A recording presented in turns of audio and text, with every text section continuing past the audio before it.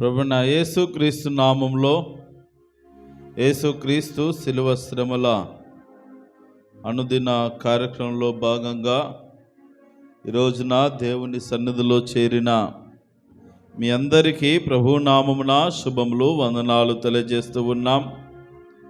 ఈరోజున యేసుక్రీస్తులో సంపూర్ణులై ఉండాలి అనేటటువంటి అంశాన్ని ధ్యానం చేయబోతూ ఉన్నాం. కొలస్సీలకు రాసినటువంటి పత్రిక అపోస్తలుడైనటువంటి పౌలు వ్రాశాడు. ముఖ్యంగా ఈ పత్రిక వ్రాస్తున్నప్పుడు ఈ కొలస్సీ పట్టణంలో హేతువాదులు ఎక్కువైపోయారు. మేమే జ్ఞానులమని, మాకే అన్ని తెలుసని అక్కడ చెప్పేటటువంటి వారు ఎవరు లేరు.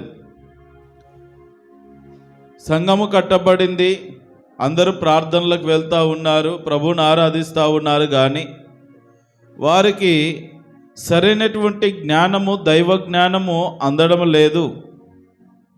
సరైనటువంటి రీతిగా అక్కడ సంఘ కాపరి లేరు. అందుకని ఎవరు పడితే వాళ్ళు వచ్చేసి అబద్ధ బోధకులు వచ్చి యేసుక్రీస్తు దేవుడు అనేటటువంటిది ఒక బూటకము, ఆయన కేవలము ఒక మధ్యవర్తిగా, ఒక ప్రవక్తగా మాత్రం వచ్చాడు అని, లేదంటే ఇంకా అసలైనటువంటి జ్ఞానము ఇదిగో ఈ పుస్తకాల్లో ఉన్నది, మా దగ్గర ఉన్నది, మేము నిజమైన దేవుని ప్రకటిస్తూ ఉన్నామంటూ కాస్త ప్రజలను మభ్యపెట్టి మాయ చేస్తున్నటువంటి పరిస్థితులు మనము గమనిస్తూ ఉంటాం. చాలా రకాలైనటువంటి తప్పుడు సిద్ధాంతాలను, వారు దుర్బోధలను వారి మధ్యలోకి తీసుకురావడం జరిగింది. ప్రేమణ దోంబిడ్లారా, మరి యేసయ్యని ఎవరు కూడా ఆరాధించవద్దు అనేటటువంటి విషయాలను, అదేవిధంగా దేవదూతలు లేరని, ఆ క్రీస్తు శిల్వ కార్యం వ్యర్థమని, ఇలా చాలా రకాలైనటువంటి ప్రబోధనలు వారు ఆ కొలస్సీ సంఘంలోనికి తీసుకురావడం జరిగింది. అయితే పౌలు ఈ పట్టణానికి, ప్రాంతానికి ఎప్పుడు ఈ సంఘాన్ని దర్శించలేదు, కానీ తన సువార్త దండయాత్రలో ఈ ప్రాంతం నుండి వెళ్ళినటువంటి విశ్వాసులు దేవుని మాటలు విన్నవారై రక్షణ పొంది యేసుక్రీస్తే నిజమైన దేవుడని తెలుసుకున్న వారై ఆ ప్రభు దగ్గరికి వెళ్ళి ఆ సంఘముగా కూర్చోబడి ప్రభువును ఆరాధిస్తున్నటువంటి సందర్భాలను మనం గమనిస్తూ ఉంటాం. అయితే ప్రభునందు ప్రేమణ దోంబిడ్లారా, జ్ఞాపకం చేసుకుందాం. ఈరోజున ఈ కొలస్సీ సంఘానికి పౌలు రాస్తున్నటువంటి లేఖలో మరి ముఖ్యంగా ఈ 2వ అధ్యాయము మాత్రమే కాదు, కానీ ఈ పుస్తకం అంతా కూడా అసలు సిసలైనటువంటి జ్ఞానము ఏదైతే ఉన్నదో అది యేసయ్యలోనే ఉన్నది. ఆయనలోనే జ్ఞానమున్నది, శక్తి ఉన్నది. మనము ఏదేదైతే ఆశిస్తూ ఉన్నామో, ఒక్క మాటలో చెప్పాలంటే బుద్ధి, జ్ఞానము, సర్వ సంపదలు ఆయన యందే గుప్తమైనవి. కాబట్టి ఎవరు కూడా క్రీస్తులో నుండి తొలగిపోవద్దు. ప్రతి ఒక్కరు కూడా క్రీస్తులో అంటకట్టబడిన వారై, నాటబడిన వారై సంపూర్ణులుగా మాత్రము కాదు, కానీ సర్వ సంపూర్ణతలోనికి రావాలి అనేటటువంటి ఆత్మీయ సత్యాన్ని పౌలు భక్తుడు గుర్తు చేస్తూ ఉన్నాడు. ప్రేమణ దోంబిడ్లారా, జ్ఞాపకం చేసుకుందాం. ఈ పౌలు తిరిగిన పట్టణాలలో కాస్త సంపన్నమైనటువంటి పట్టణాలు ఏవైనా ఉన్నాయంటే ఎఫెసు, ఫిలిప్పి, కొలస్సీ. ఈ కొలస్సీ పట్టణంలో మరి చాలా భయంకరమైనటువంటి మరి జ్ఞానవంతులు ఉన్నారు. జ్ఞానము మంచిదే, కానీ ఆ జ్ఞానము కొన్నిసార్లు ఏం చేస్తూ ఉంటుంది అంటే అజ్ఞానంలోనికి నడిపిస్తూ ఉంటుంది. ఇక్కడ వీళ్ళ మధ్యలో ఉన్నటువంటిది అదే. ఎక్కువ తెలుసుకొని పిచ్చి పీక్స్కి వెళ్ళిపోయి ఇక నేను పట్టిన కుందేలుకు 3 కాళ్ళు అనే రకంగా మారిపోతూ ఉన్నారు చివరికి వచ్చేసరికి. అలాంటి జ్ఞానవంతులతో, హేతువాదులతో, మరి తర్కవాదులతో మాట్లాడుతూ మరి యేసు క్రీస్తే నిజమైన దేవుడు అని వారికి పరిచయం చేస్తూ ఈ మాటలు వ్రాస్తూ ఉన్నాడు. అయితే ఈ మాటలు వ్రాస్తున్నప్పుడు పౌలు చెరసాల్లో ఉండి రాస్తూ ఉన్నాడు. ఈ గలతీ, ఎఫెసీ, ఫిలిప్పీ, కొలస్సీ ఈ 4 పత్రికలు కూడా చెరపత్రికలు అని అంటారు. అంటే పౌలు భక్తుడు చెరసాలలో ఉండే, జైల్లో ఉండే ఈ పత్రికలు వారికి వ్రాస్తూ ఉన్నాడు. మిగిలిన సంఘాలన్నిటి గురించిన సమాచారం పౌలు దగ్గర ఉన్నది, కానీ తాను ఇక్కడికి వెళ్ళలేదు. మరి అంతగా ఈ ప్రాంతంలో తాను తిరుగులాడలేదు. కానీ సువార్త తన ద్వారా ఈ ప్రాంతానికి వెళ్ళింది, సంఘాలు స్థాపించబడ్డాయి, సేవ జరుగుతూ ఉన్నది. అందువలన తన దగ్గరికి వచ్చినటువంటి సమాచారాన్ని బట్టి ఈ సంఘాన్ని అభినందిస్తూ, ఈ సంఘానికి కొన్ని హెచ్చరికలను జారీ చేస్తూ ఈ మాటలు వ్రాస్తూ ఉన్నాడు.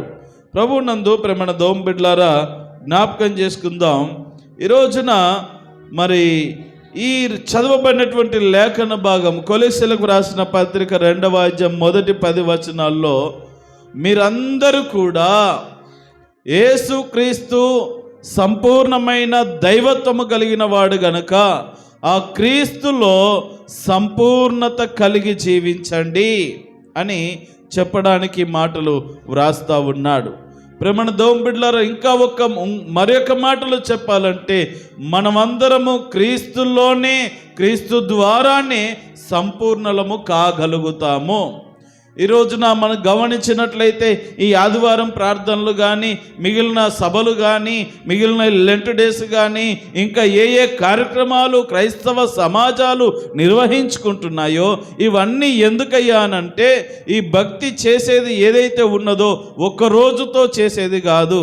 ఒకరోజు చేసి కూర్చొని అయిపోయిందిలే, మేము చేయాల్సిన భక్తి చేసామని చేతులు దులుపుకునేటటువంటి ఈ భక్తి చేయడం అనేటటువంటిది కాదు. కానీ మన జీవితాంతం వరకు మనము దేవుని మాటలు వింటూ ఈ వాక్యము ద్వారా కట్టబడుచు క్రీస్తులాగా మారిపోవాలి, క్రీస్తులోనికి మనము వెళ్ళాలి అనేటటువంటి విధముగా క్రీస్తు యొక్క సర్వ సంపూర్ణత పొందుకోవడానికి, క్రీస్తులో సంపూర్ణులము అంటే ఇక మనము దేవుని సన్నిధికి వస్తూ ఈ మాటలు వింటూ మనము క్రీస్తు స్వభావాన్ని ధరించుకొని వీళ్ళందరూ కూడా దేవుని ప్రజలు, వీళ్ళందరూ కూడా క్రైస్తవులు. క్రీస్తు లేనివాడు క్రైస్తవుడు కాడు. క్రీస్తును కలిగిన వారే క్రైస్తవులు. క్రీస్తు అడుగుజాడల్లో నడవడం అనగా దైవ చిత్తానుసారముగా వాక్య క్రమశిక్షణకు లోబడిన వారుగా బ్రతకడమే మరి క్రీస్తును కలిగి ఉండడం. ఆ క్రీస్తును మనం ఎలా కలిగి ఉండాలంటే సంపూర్ణముగా. క్రీస్తును గురించి ఎలా తెలుసుకోవాలంటే సంపూర్ణముగా. క్రీస్తును మనం ఎలా అనుభవించాలి, ఆయన ఆశీర్వాదాలు ఎలా అనుభవించాలంటే గనుక సంపూర్ణముగా. అంటే క్రీస్తు సంపూర్ణమైన దైవ కుమారుడిగా, దేవునిగా ఆయన ఉన్నాడు.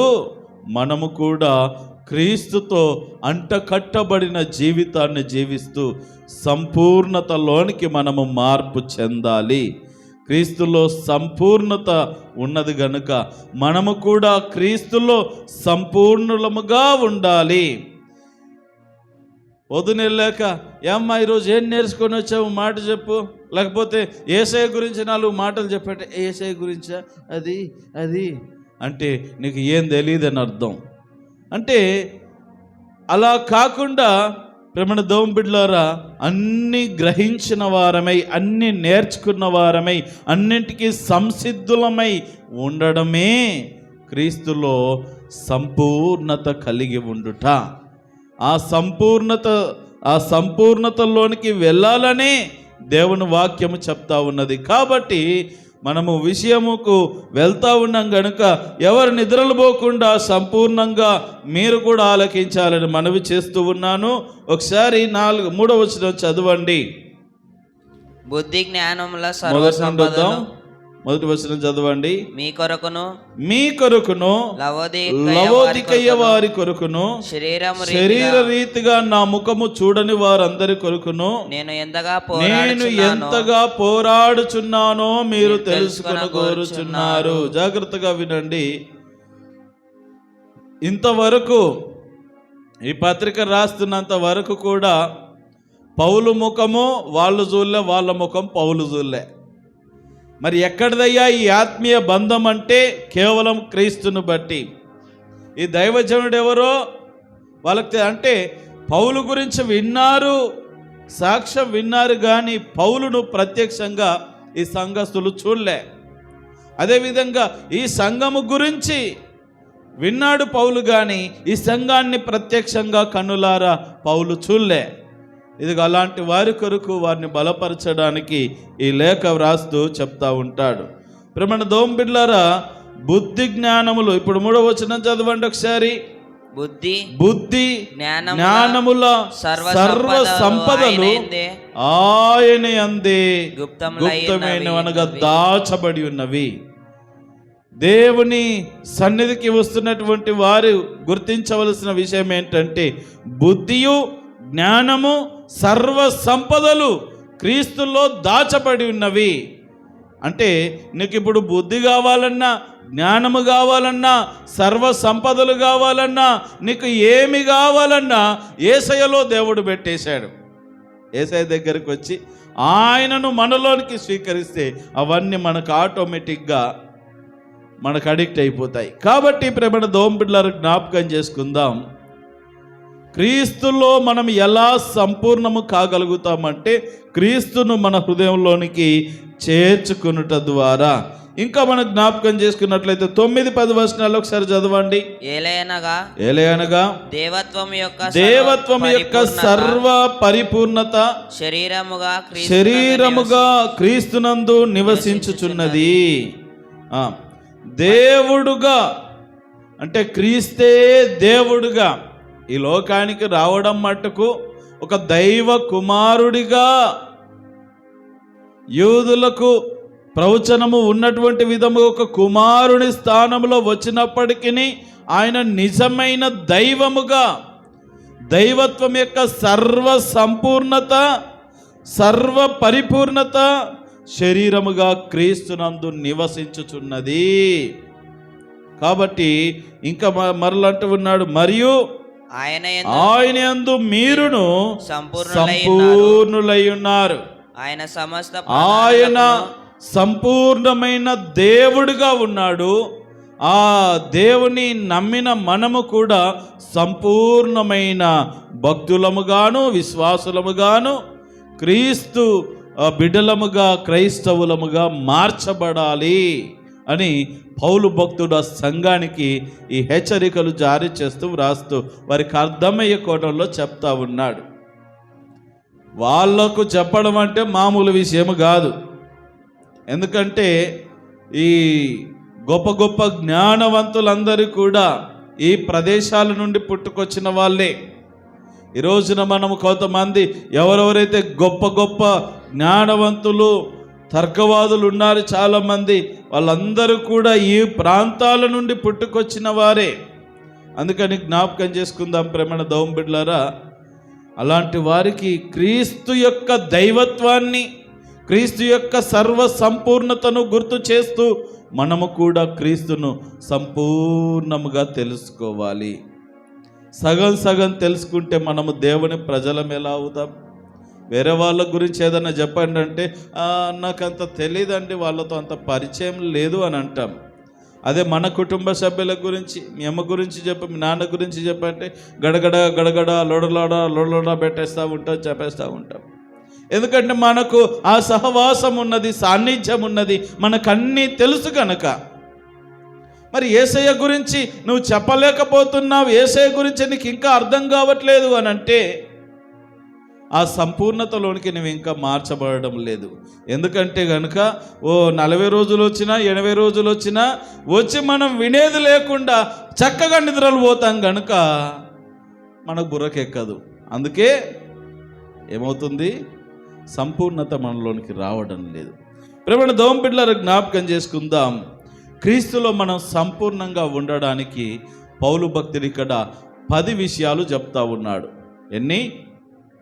నేను 5 చూపించాను కదా 2 సార్లు. 10 విషయాలు చెప్తా ఉన్నాడు. ప్రేమ దోమ బిడ్డలారా, 10 విషయాలు ఏంటంటే ఇందులోనే ఉంటాయి. నేను మళ్ళీ మొదటి నుండి వస్తే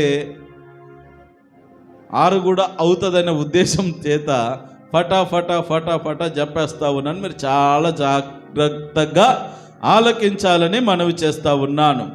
రైట్. ప్రేమ దోమ బిడ్డలారా, క్రీస్తులో ఒక విశ్వాసి సంపూర్ణుడుగా సంపూర్ణురాలుగా చేయబడాలి అని అంటే మొట్టమొదటిగా క్రీస్తు ప్రేమలో అతకబడాలి. ఏం చేయాలి? క్రీస్తు ప్రేమలో అతకబడాలి. అంటే క్రీస్తు ప్రేమయ్యి ఉన్నాడు. దేవుడు ప్రేమాస్వరూపి. ఆ దేవుని యొక్క లక్షణాలు క్రీస్తులో ఉన్నాయి. అందుకే ఆయన సమస్త మానవాళిని ప్రేమించాడు. అందరినీ ఆయన ప్రేమ కలిగి తన ప్రేమను వ్యక్తపరిచి ఉన్నాడు. కాబట్టి మనము చేయవలసిన పని ఏంటంటే క్రీస్తు ప్రేమ యందు అతకబడాలి. కానీ ఈ రోజున మనము సంపూర్ణులముగా చేయబడకపోవడానికి గల ముఖ్య కారణం ఏంటంటే క్రీస్తు ప్రేమలో అతకబడుటకు బదులుగా లోక ప్రేమకు, లోక మర్యాదకు అతకబడిపోతా ఉన్నాం. లోకముతో అంటకట్టబడుతూ ఉన్నాం. ఎప్పుడైతే ఒక విశ్వాసి క్రీస్తుతో అంటకట్టబడినటువంటి, ఆయన ప్రేమతో అంటకట్టబడినటువంటి జీవితాన్ని జీవిస్తారో వారు అన్ని గ్రహించి వారుగా, అన్ని తెలుసుకున్న వారుగా, సమస్తాన్ని వాళ్ళు సంపాదించిన వారుగా ఉంటారు. కాబట్టి ప్రభునందు ప్రేమణ దోమ బిడ్డలారా, యేసుక్రీస్తు ప్రభుల వారే సాక్షాత్తు యోహాను సువార్త 10వ చెప్పాడు, నేను నిజమైన ద్రాక్షావల్లిని అన్నాడు. అంటే ఉత్తుత్తి ద్రాక్షావల్లిలు కూడా ఉన్నాయి. మీరు నాతో అంటకట్టబడాలి అన్నాడు. తీగె ద్రాక్షవల్లితో అంటకట్టబడితేనే ఆ ద్రాక్షవల్లి యొక్క గుణాలు, ద్రాక్షవల్లి యొక్క సారము, ద్రాక్షవల్లి యొక్క అన్ని జీవమంతా కూడా ఈ తీగలోనికి వచ్చి పుష్పించడానికి, ఫలించడానికి అవకాశం ఉంటుంది. కాబట్టి ప్రభునందు ప్రేమణ దోమ బిడ్డలారా, మొట్టమొదటిగా మనం క్రీస్తులో సంపూర్ణముగా చేయబడాలంటే ఇదిగో క్రీస్తు ప్రేమలో మనము అతకబడాలి, అనగా అంటకట్టబడి ఉండాలి. తర్వాత రెండవదిగా సంపూర్ణమైన గ్రహింపు ఉండాలి. దేవుని ప్రజలకు దేవుని గురించి మొత్తం తెలుసుకోవాలంటే, సంపూర్ణంగా తెలుసుకోవాలంటే చెప్తున్న విషయాలన్నీ కూడా సంపూర్ణంగా గ్రహించే స్టేజ్లో ఉండాలి. పౌలు భక్తుడు తన మాటల్లో రాస్తూ ఉంటాడు కదా, కొన్నిసార్లు ఈ కొరింథీ పత్రికలో అంటూ ఉంటాడు, మీరు ఇప్పుడు చక్కటి బలమైన ఆహారం తినుచుండేటటువంటి స్టేజ్కి ఎరిగిన వాళ్ళు. ఎందుకంటే మీరు ప్రభువు నమ్ముకొని దరిదాపుగా 5-10 సంవత్సరాలు అవుతూ ఉన్నది. ఇన్ని రోజుల నుండి మీరు ఆరాధిస్తూ ఉన్నారు. ఇంకా పసిపిల్లలు పాలు తాగినట్టుగానే మీకు మూలమైన పాఠాలు చెప్పాల్సి వస్తూ ఉన్నది. మీరు పాలు తాగే స్టేజ్ ఎప్పుడో దాటిపోయింది. పిల్లలు పాలు తాగడం అంటే 2-3 సంవత్సరాలు, 2-3 సంవత్సరాలు కూడా ఎక్కడిది, ఓ సంవత్సరం గట్టిగా పాలు తాగుతారు. తర్వాత చిన్నగా ఆహారము మనము ఇస్తూ ఉంటాం. ఇక 3 సంవత్సరాలు దాటిందంటే వాడు చేత్తో వాడు గడుపుకొని తినేస్తూ ఉంటాడు. 5 సంవత్సరాలు వచ్చిందంటే పీకి తింటాడు వాడు, ముక్కలేంది ముద్ద దిగదు వానికి. అంటే బలమైన ఆహారము తినే స్టేజ్కి ఎదుగుతారు కదా. మరి ఈ రోజున దేవుని ప్రజలు మరి బలమైన ఆహారము తినే స్టేజ్కి ఎదగలేకపోతున్నారు. వాక్యం యొక్క గ్రహింపు ఇంకా వారిలోనికి రాలేకపోతా ఉన్నది. ఇంకా కొన్ని మర్మయుక్తమైనటువంటి విషయాలు బైబిల్ గ్రంథంలో ఎన్నో ఉన్నాయి. అవన్నీ దేవుడు మనతో మాట్లాడడానికి ఇష్టపడుతూ ఉంటాడు, కానీ వాటిని మనము జీర్ణము చేసుకునే శక్తి ఒక విశ్వాసికి రోజుల్లో లేదు. అందుకని ఈ జక్కయ్య కథలతో లేకపోతే చిన్న చిన్న సందర్భాలు లేదా కథ రూపములో కాస్త ఆకర్షణీయంగా ఉండి వీటితోనే సర్దుకుంటా ఉన్నాం తప్ప ఇంకా ప్రాముఖ్యమైన విషయాలు నేర్చుకోలేకపోతా ఉన్నాం. అందుకని గ్రహింపుడు చాలా ప్రాముఖ్యం. అందుకే యేసుప్రభుల వారు అన్నాడు, వినుట మట్టుకు విందురు కానీ గ్రహింపరు అన్నాడు. వినడము వేరు, గ్రహింపడం వేరు. వింటే మనకు ఒక ఏమంటారంటే ఒక ఆలోచన వస్తుంది, ఓహో ఇదా యేసు ప్రభు అంటే ఇదా, ఆయన సిలువ ఎందుకు మరణించాడు, సిలువ కార్యం ఎందుకు చేశాడు అని అంటే ఏమోనండి నాకు తెలియదు, లిటరేసి పెడతారు, వెళ్తాం వస్తాం. ఎందుకు అవి పాటిస్తారు? కారణం ఏంటి? అసలు యేసు ప్రభు ఎందుకు మరణించాడు, అసలు ఎందుకు వచ్చాడు తెలుసా? ఏమోనండి అంటే మరి ఇన్ని రోజుల మీ వినికిడి ఏమైంది? ఇన్ని రోజులు వాక్యం వింటా ఉన్నారు కదా, ఏం విన్నారు అని అంటే వినట మట్టుకు విన్నారు కానీ ఇలా నిద్రలు పోతూ గ్రహించలేకుండా ఉన్నందున సంపూర్ణంగా దేవుని వాక్యాన్ని నేర్చుకోలేకపోతా ఉన్నారు. అందుకని ప్రభునందు ప్రేమ దోంబుడ్లారా, సంపూర్ణమైన గ్రహింపు దేవుని ప్రజలకుంటే దేవుడు ఏంటో అర్థమవుతాడు. అప్పుడు వాళ్ళు సంపూర్ణముగా క్రీస్తును గ్రహించి సంపూర్ణమైన క్రైస్తవులుగా దేవుని ప్రజలుగా బ్రతుకుతారు. మూడో విషయానికి వస్తా ఉన్నాను. సకలైశ్వర్యము కలిగిన వారై ఉండాలి. ఇందాక మనం చదువుకున్నాం కదా, బుద్ధి జ్ఞానముల సర్వ సంపదలు ఆయన యందే గుప్తమైనవి. మరి ఆయన యందే గుప్తమైనటువంటి సర్వ సంపదలు ఆయనలో ఉన్నప్పుడు మనం క్రీస్తును కలిగి ఉంటే అన్నీ మనకు వచ్చినట్టే కదా. సర్వాన్ని సంపాదించుకున్న వారమే. ఇంతకుముందు పోయినసారి మీకు ఒక స్టోరీ చెప్పాను. ఒక రాజుగారు మరి ప్రజలందరికీ కొన్ని వారికి కావలసినటువంటి వస్తువులన్నీ కూడా పంచుతూ ఉంటే అందరిని పిలిపించి, వారి నాయన మీకు ఏమేం కావాలన్నా తీసుకెళ్ళిపోండి, మీరు చక్కగా కొన్నాళ్ళ పాటు సంతోషంగా బ్రతకండి, మీకు ధనము కావాలా, ధాన్యం కావాలా, వెండి కావాలా, బంగారు కావాలా, ఏదో మీకు కావాల్సినంత తీసుకెళ్ళండి అని అందరికీ తల ఇంత పంచి పెడతా ఉంటే ఒకడు అక్కడే నిలబడి చూస్తూ ఉన్నాడు. ఎవరినైనా నీకు ఏమొద్దా? నాకేమొద్దు సార్. నీకు ఏది కావాలన్నా తీసుకెళ్ళు. నీకు ఏది కావాలా? బంగారం కావాలన్నా, వెండి కావాలన్నా, నీకు ఏది కావాలి? నాకు ఏది వద్దండి, నా దగ్గర అన్నీ ఉన్నాయండి. నీ దగ్గర అన్నీ ఉన్నాయా? ఏమున్నాయి?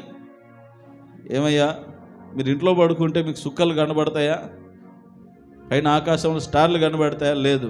కానీ మా ఇంట్లో పడుకుంటే ఆకాశ నక్షత్రాలు స్పష్టంగా కనబడతాయి.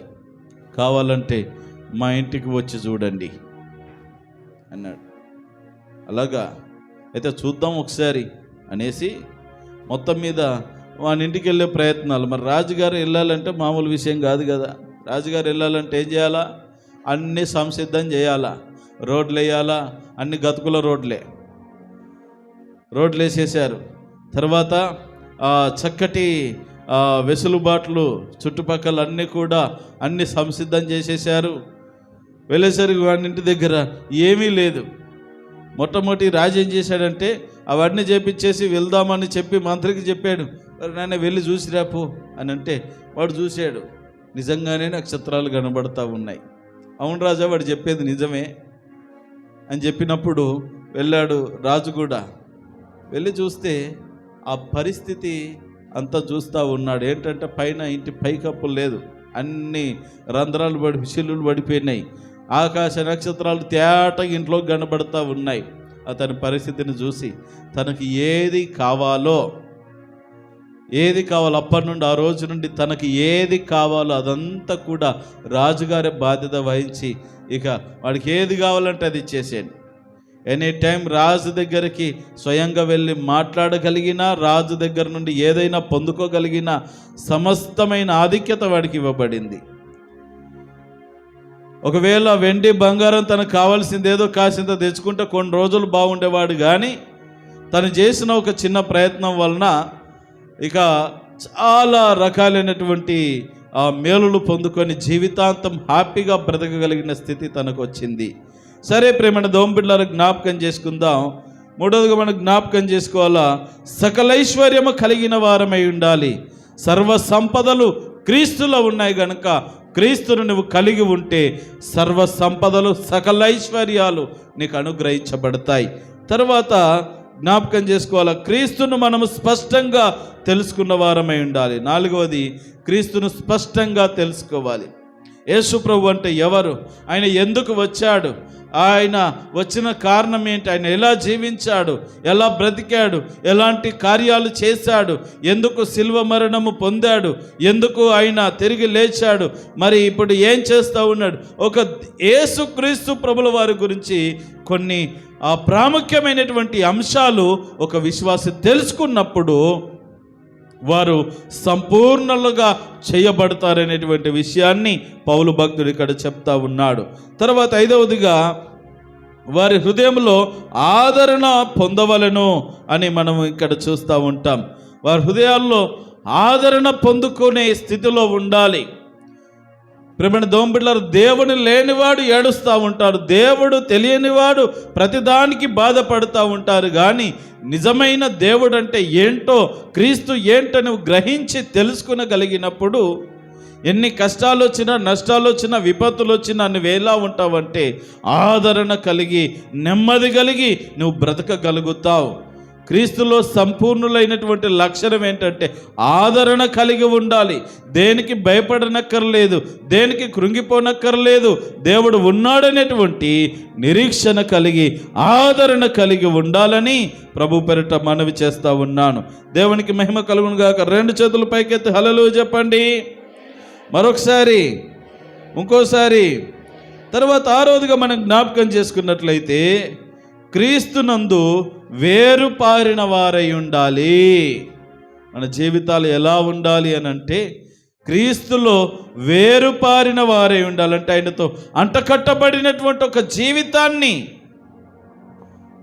ఈ వేరు ఎక్కడ భూమిలో ఎంత లోతునకు నాటబడితే ఆ చెట్టు అంత పైకి అంత చక్కగా వర్ధిల్లుతుంది. ఆ రీతిగా ఎలా జరుగుతుందో ఒక విశ్వాసి క్రీస్తులో నాటబడాలి. వాళ్ళ యొక్క వేళ్ళు లోపలి కంటే క్రీస్తులోనికి వెళ్ళాలి. అంటే క్రీస్తును సంపూర్ణముగా మనలో లీనము చేసుకునే వారముగా ఉండాలి, గ్రహించు వారముగా ఉండాలి, తెలుసుకొని ఆయన ఆశీర్వాదాలు అనుభవించే స్థితిలో ఉండాలి. అది వేరుపాడడం అంటే. కాబట్టి క్రీస్తులో మనం వేరుపారిన వారమై ఉండాలి. 7వదిగా జ్ఞాపకం చేసుకుంటే, ఇంటి వలె కట్టబడుచూ ఉండాలి. క్రైస్తవ జీవితం ఒక్కసారి కట్టబడినది కాదు, కట్టబడుతూ ఉండాలి. ఎప్పటి వరకు అంటే మనం చచ్చే వరకు, లేదా ఆయన వచ్చే వరకు మనం కట్టబడుతూ ఉండాలి. ఇప్పుడు 40 రోజుల్లో 40 ఇటుకలు మనకు రావాలి. ఒక ఇటుక మీద ఒక గౌండవాడు ఏ రీతిగా అయితే ఒక ఇటుక మీద ఇంకో ఇటుక పేర్చి చక్కగా దాన్ని అమర్చి ఒక అందమైనటువంటి రూపంలోనికి తీసుకువస్తాడో, మనము ప్రతి ఆదివారం కానీ, ప్రతి కూడికకు కానీ, లెంట్ డేస్లో కానీ, నువ్వు ఏ కూడికకు వచ్చినా, ఎప్పుడు వాక్యం వింటున్నా, నువ్వు ఒక ఇటుకను ఒక విధముగా నువ్వు కట్టబడడానికి నువ్వు దేవుని సన్నిధికి వస్తున్నామనే విషయాన్ని జ్ఞాపకం చేసుకోవాలి. అలా వచ్చినప్పుడు మనం కట్టబడుతూ ఉంటాం. ఎలా? క్రీస్తులో సంపూర్ణముగా కట్టబడుతూ ఉండాలి. కట్టడం ప్రారంభించినంత మాత్రాన కట్టడం అయిపోయినట్ట?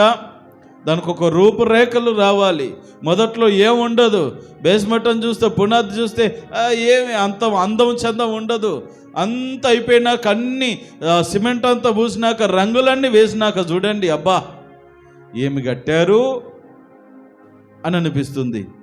మామూలుగా ఏమి లేనప్పుడు ఏదో అట్టట్ట. కొన్ని సందర్భాల్లో మన స్థితిగతులు ఇతరులకు ఎవరికి అర్థం కాకపోవచ్చు, ఇతరులు ఎవరు అర్థం చేసుకోలేకపోవచ్చు. కానీ ప్రేమ దోంబిడ్లారా, క్రీస్తులో మనం ఒక్కొక్క మెట్టు, ఒక్కొక్క ఇటుకగా ప్రతిదినము కట్టబడుచుంటున్నట్లయితే మన జీవితాలు అద్భుతంగా మలచబడి ఒక అందమైన ఇల్లుగా తీర్చిదిద్దబడతాయి. కాబట్టి యేసయ్య కొరకు నువ్వు అనునిత్యము కట్టబడుతూ ఉండే సంపూర్ణతలోనికి రావాలి. తర్వాత కృతజ్ఞతాస్తులు చెల్లించుట యందు విస్తరించుచూ ఉండాలి. కృతజ్ఞత భావము ప్రతి విశ్వాసులో ఉండాలి. చివరిగా ఆయన యందుండి నడుచుకోవలెను. క్రీస్తు లేకపోతే ఈ జీవితం వ్యర్థం. కాబట్టి ఆయనలోనే ఉంటూ ఆయనలోనే బ్రతుకుచు ఈ జీవన యాత్రను ముందుకు నడిపించుకోగలిగినట్లయితే నిజంగా ఈ జీవితానికి అర్థం, పరమార్థం అనేటటువంటిది ఉంటుంది. మన జీవితాలు క్రీస్తులో సంపూర్ణము చేయబడతాయి. ఈ రీతిగా మీరందరూ కూడా ఈ 10 విషయాల్లో సంపూర్ణులు కావాలనేటువంటిది నా ఆశ, నా కోరిక, నా ప్రార్థన అని పౌలు భక్తుడు సంఘానికి తెలియజేస్తూ ఉన్నాడు. ఈ రోజున దేవదేవుడు మనకు కూడా గుర్తు చేస్తూ ఉన్నాడు. మనము కూడా ఈ 10 విషయాలను జ్ఞాపకం చేసుకుంటూ క్రీస్తులో సంపూర్ణులము కావాలి. క్రీస్తును సంపూర్ణముగా తెలుసుకోవాలి. క్రీస్తు ఆశీర్వాదాలు సంపూర్ణముగా అనుభవించాలి. క్రీస్తు రక్షణను సంపూర్ణముగా అనుభవించాలి. అట్టి కృపను దేవుడు మీకెల్లరికి అనుగ్రహించి సర్వ సంపూర్ణతలోనికి మిమ్మును, మీ జీవితాలను, మీ కుటుంబాలను, ఈ సంఘమును నడిపించును గాక. ఆమేన్. అందరం లేచి నిలబడదాం.